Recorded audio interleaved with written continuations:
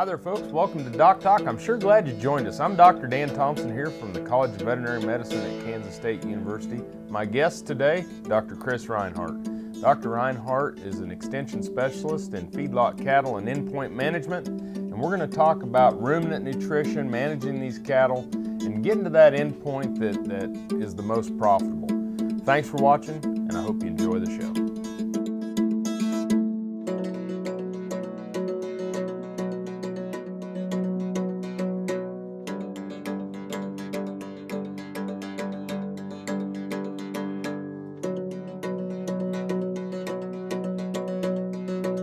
Closed captioning brought to you by Kansas Soybean Commission.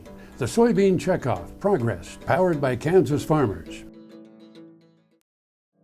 Doc Talk brought to you by Brown Chevrolet Buick. In Wamego, just a short drive down the yellow brick road.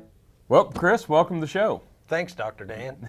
Well, folks, this is Dr. Chris Reinhardt, and Chris is an associate professor here at Kansas State University. Yes, sir.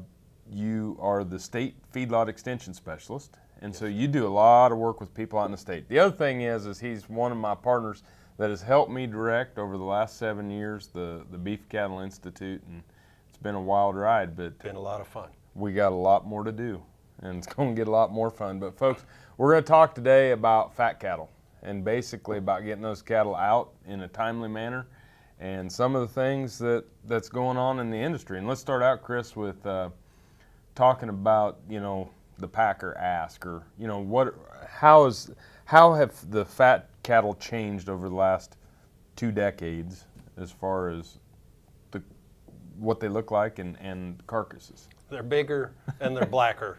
That's the simple answer.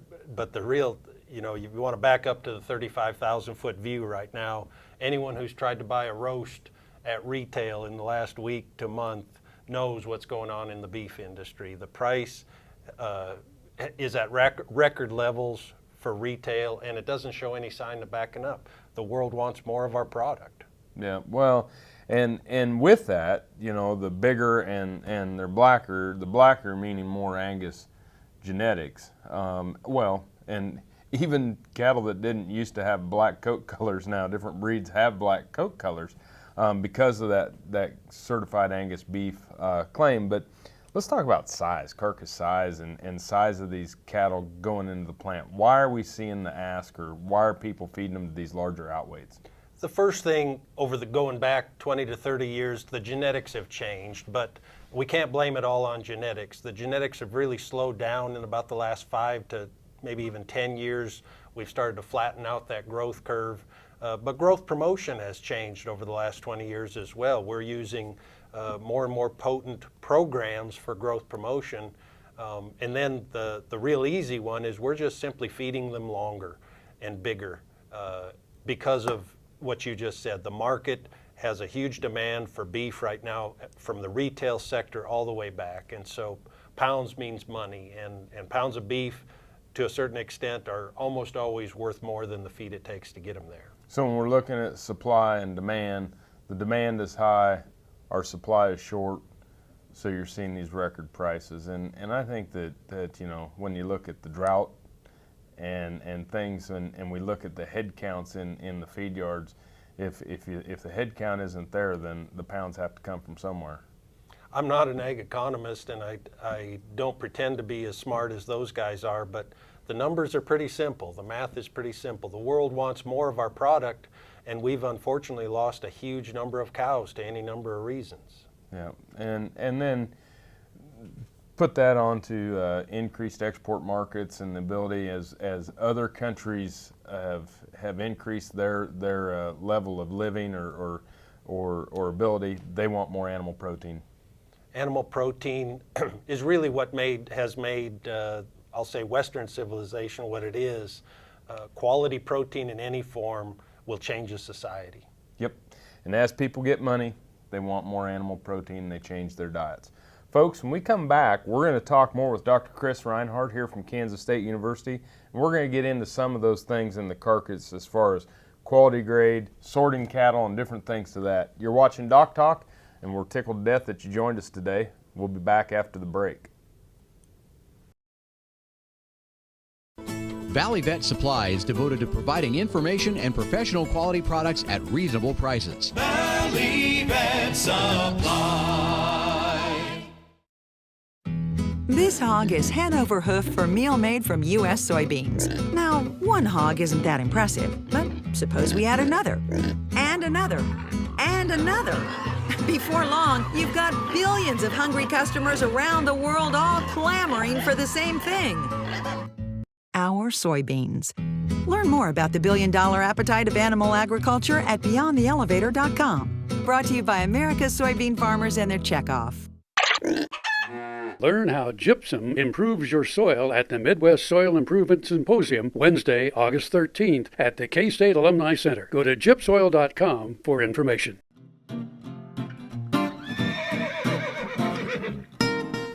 Hello, I'm Chris Blevins at Kansas State University Veterinary Health Center, and the horse tip is first aid. What should you have for your horse, especially when you're going out on different rides? Probably needed what would be the best thing is talk to your veterinarian. Figure out what list of things would be best to have for you and your horse to prevent different problems and to assess and possibly even to treat in certain emergency situations. We all know about vet wrap, and we also know about things for bandaging the leg, but don't forget to have maybe even a stethoscope, thermometer, assessment of your animal with a phone, taking a picture, being able to set it to your veterinarian to see what the next thing would be to do. So with first aid, talk to your veterinarian and get what you need. Hello friends, I'm Ernie Rodina. And I'm Dawn Dawson with the Better Horses Radio Show. For over 9 years, we've been bringing the Better Horses Radio Show to markets all across the Midwest. We talk about God, lots about horses. We talk about cows, we talk about horse health, we talk to top trainers, and we even talk about Roy Rogers. We're having a blast with Better Horses Radio Show and would love to take it to a market near you. So visit our website at betterhorsesradio.com and let us or your local radio station know you'd like to hear it in your area. The Better Horses Radio Show is unbelievable. Doc Talk, brought to you by Santa Fe Trail Meats in Overbrook, or visit us online at sftmeats.com. Hey folks, welcome back to Doc Talk. I'm Dr. Dan Thompson here with my friend and colleague, Dr. Chris Reinhardt. We're both from the Beef Cattle Institute at Kansas State University, and today Dr. Reinhardt and I are discussing things associated with fat cattle procurement, endpoint management of fat cattle in the feed yards, and as we left, we were talking about the quality or the quantity of beef. Now let's talk about quality and what are some of those drivers that we see for quality grade and things of that nature.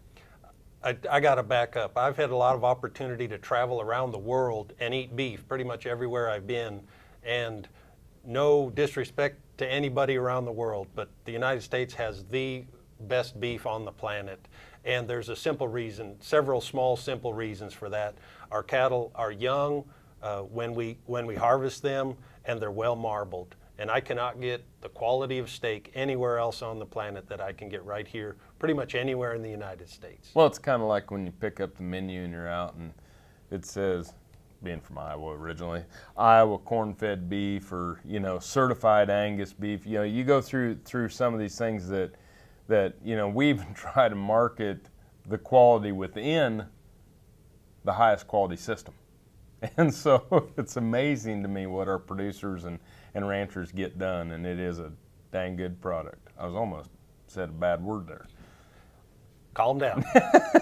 Our beef, we've got quality genetics, we've got a quality management program, and we market them at an endpoint that really, it's almost magical in terms of the consistency and uniformity of the product we're able to create.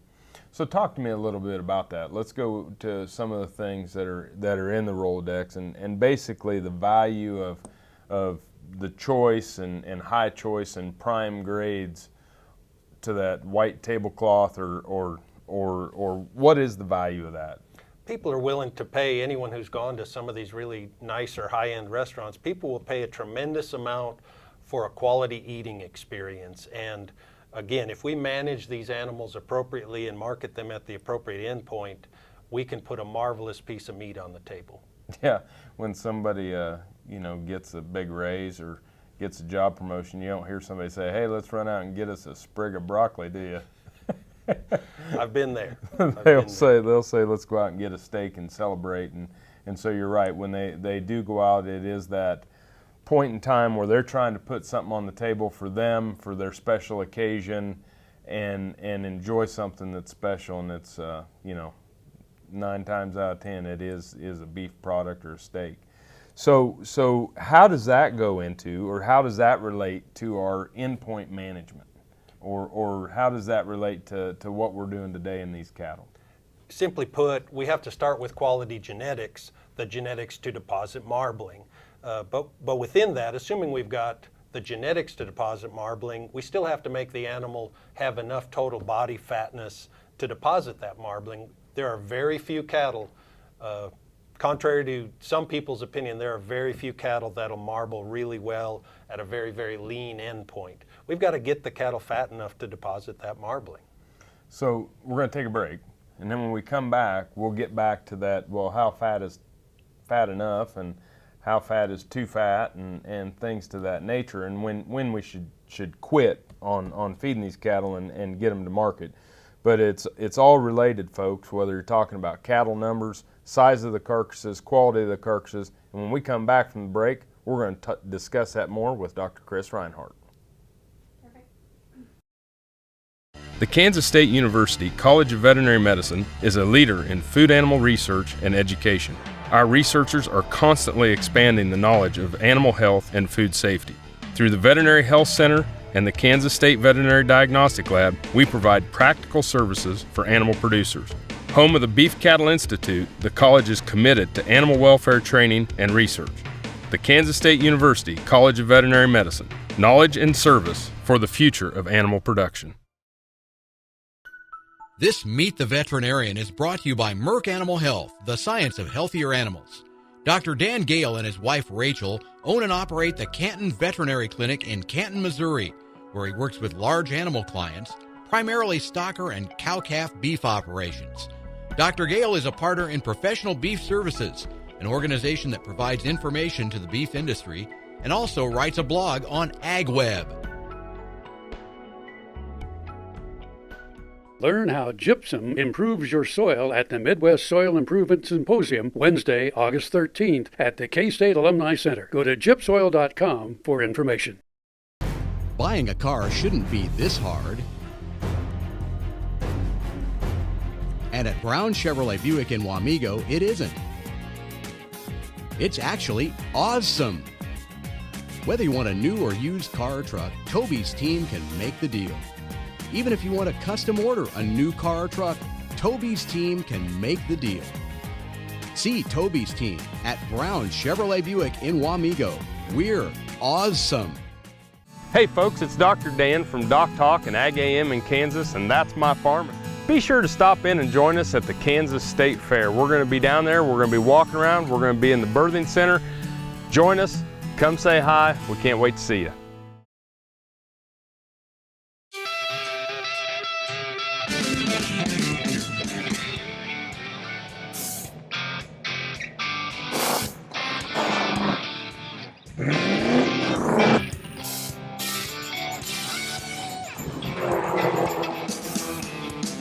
This is the fast track to more jobs and America's energy independence.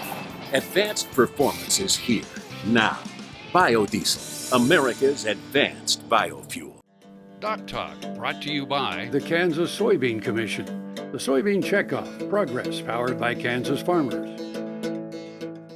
Folks, welcome back to Doc Talk. Dr. Dan Thompson and Dr. Chris Reinhardt from the Beef Cattle Institute at Kansas State University. And we're tickled to death to have you here today because we're discussing something that really relates to everybody involved with beef, whether it's the consumer or the retailer or the cattle feeder and the person providing the genetics. And so quality, carcass size, all these are interrelated. And when we left, we were talking about producing that higher end carcass. So what are some of the things that as far as, we hear yield grade, quality grade, different things that, how do you as somebody deciding that endpoint decide this one's ready to go and this one isn't?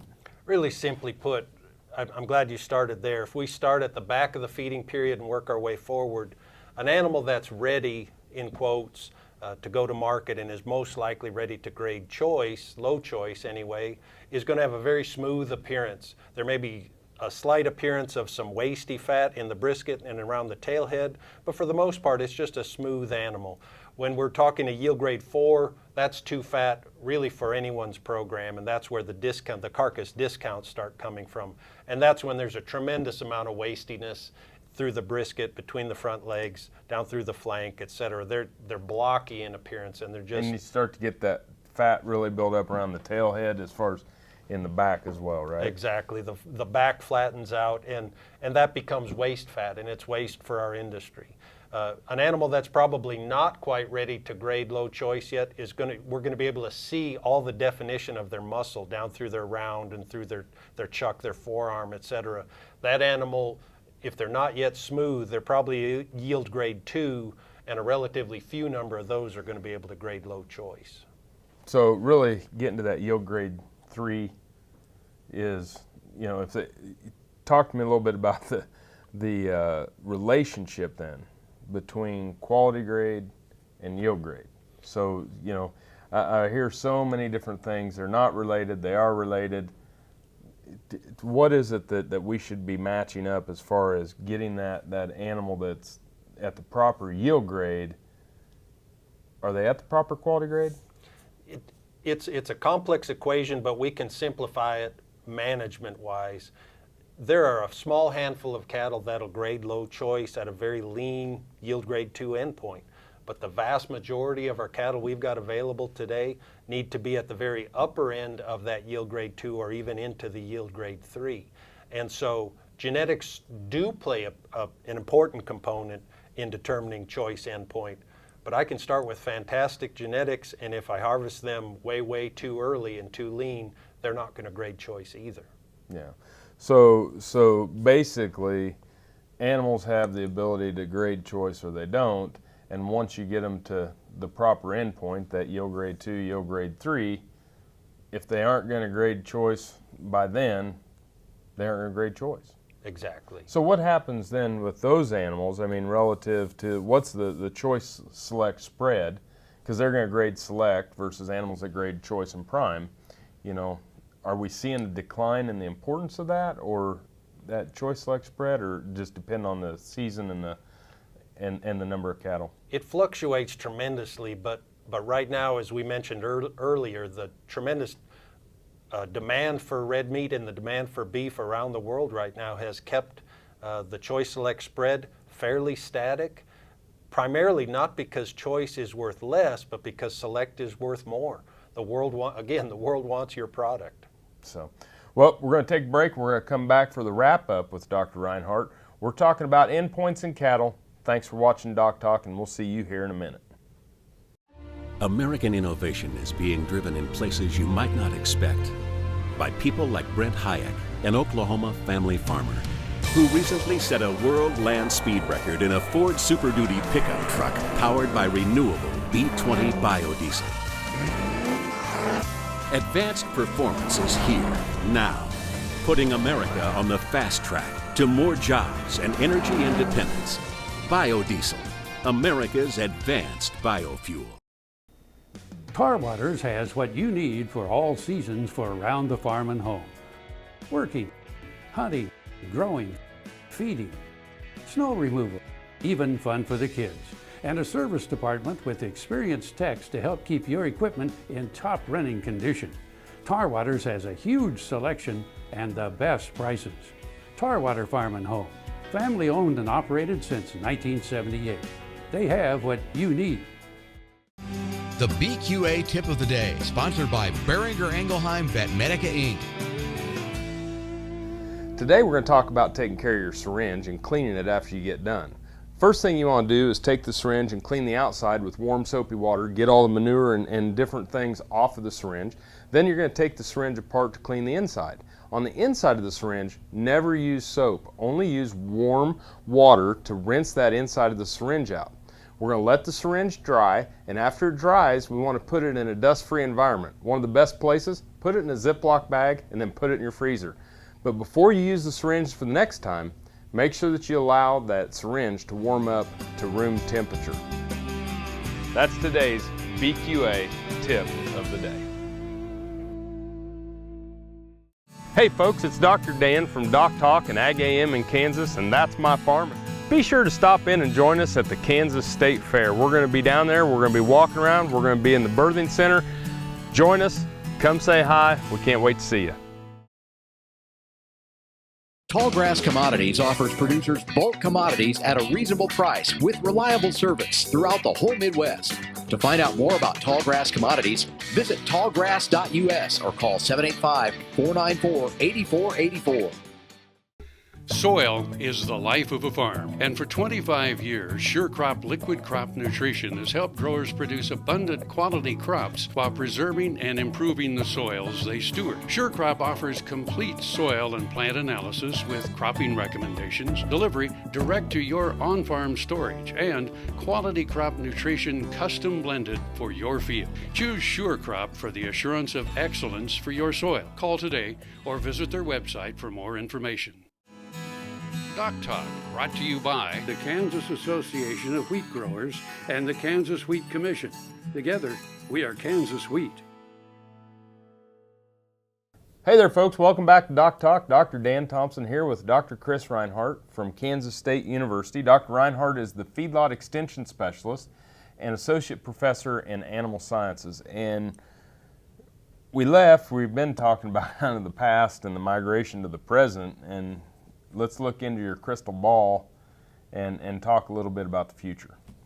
As we mentioned before, I'm not an ag economist, but all you have to do is look at the cow numbers in the United States and the growing demand around the world for beef, and we simply do not have enough animals to fulfill that demand at a given price. And so they're going to continue to pull product in any number of nations want more beef. Yeah, so let's talk about that a little bit, because as we see developing nations become developed, money equals a change in diet. And, you know, we have the upper class, the middle class, and the lower class, and as we were discussing during the break, you were talking about the increase in the number of people in that middle class category really driving global beef demand. That's exactly right. The people in the very, very low income brackets, they're not going to be able to afford beef anytime soon.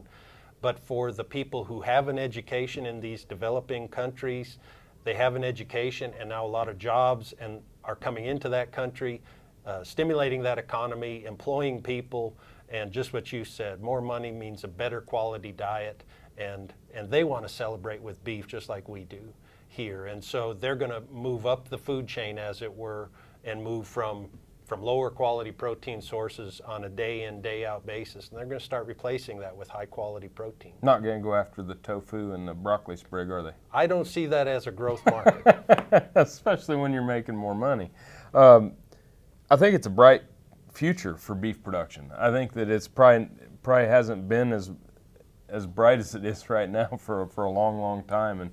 And you're going to see a lot of people starting to get involved. It's really exciting, and there's growth opportunities no matter what type of beef you're producing. The high quality market is there, but simply producing beef today is a winning proposition. Well, folks, thanks for watching us today on Doc Talk, and Dr. Reinhardt, thanks for being with us here. Great show. Yep, it was really good. Good information, learning more about beef, and you know, if you want to be a cowboy and you want to get involved in the business, there's opportunities out there today to get started, move to the country, buy a piece of land and start raising some cattle.